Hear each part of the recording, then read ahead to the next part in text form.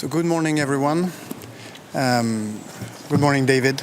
Good morning. We thought it was important for us to this morning to reaffirm how close the coordination between France and the United Kingdom has been over the past 3 years. In particular, over the past 3 months, there's been closer and closer coordination between our two leaders and our two governments. And in fact, last Thursday in Paris, where the 5th meeting of the Coalition of the Willing took place, our partners and friends, united in support of Ukraine, entrusted President Macron and Prime Minister Starmer with the role of coordinating the efforts of this coalition. What's the situation today? Well, 3 weeks ago, Ukraine made an important compromise and accepted a ceasefire without any condition brokered by our US partners. Over the past 3 weeks, Russia has been flip-flopping, continuing its strikes on energy infrastructure, continuing its war crimes. Today, Russia owes an answer to the United States that have worked very hard to come up with a mediation effort and a ceasefire proposal. They have to come up with an answer. It has to be yes, it has to be no, and it has to be a quick answer. In this context, and on last Thursday, coalition partners entrusted President Macron, Prime Minister Starmer, with the role of coordinating their efforts. Effort in the direction of building up support to Ukraine to add pressure on Russia, support with sanctions on Russia, support with financial help, but also military support. And a number of our NATO partners yesterday reaffirmed a number of commitments they've made or announced a new commitment. France announced a 2 billion euros worth of military support to Ukraine last Thursday in the presence of President Zelensky. Second, our teams are working closely together to support US-led effort to reach a ceasefire by putting together scenarios for the monitoring of such a ceasefire in order to facilitate these efforts when the ceasefire is reached.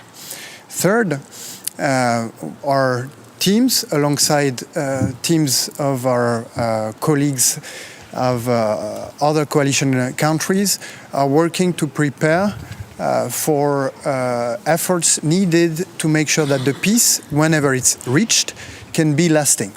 And this means building a very strong Ukrainian army that is going to be the first layer of any guarantee or any guaranteed peace in a lasting sense.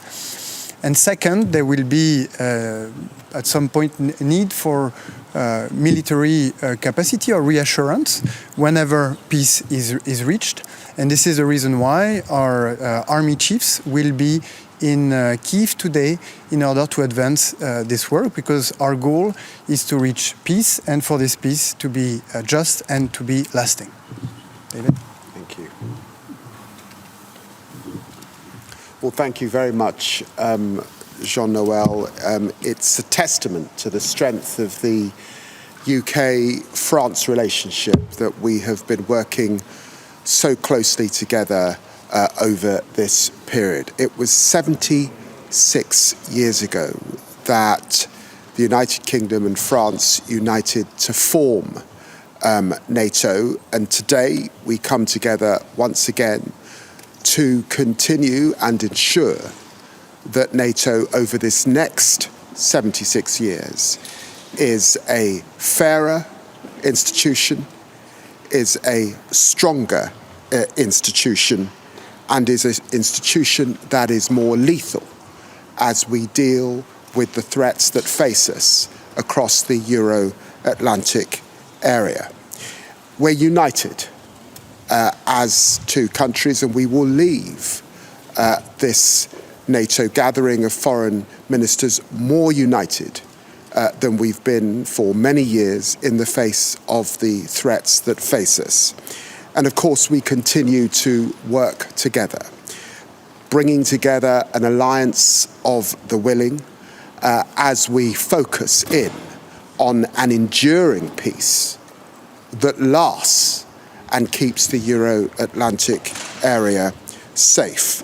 It was France and the UK that came together to provide Ukraine with long-range strike capabilities needed to face down this assault from Russia. And as we have heard, it is still the case that our judgment is that Putin continues to obfuscate, continues to drag his feet. He could accept a ceasefire now. He continues to bombard Ukraine, its civilian population, its energy supplies. We see you, Vladimir Putin. We know what you are doing. And that is why we are pledged to continue to put Ukraine in the strongest possible position, militarily, economically, and with the humanitarian context that they need. And we continue to bear down with sanctions on Russia so that they are willing to come to this negotiation actually serious about making the peace that we want to see endure. NATO is an alliance that keeps 1 billion people safe on both sides of the Atlantic, from Tottenham to Toulouse. It is the strongest and the best alliance that we have seen in the modern age. France and the UK continue to be absolutely pivotal to its success, and we will continue to work together over this period as we head and long for an enduring peace that keeps our continent safe. Thank you very much. I think that there are questions. Is it Deutsche Welle?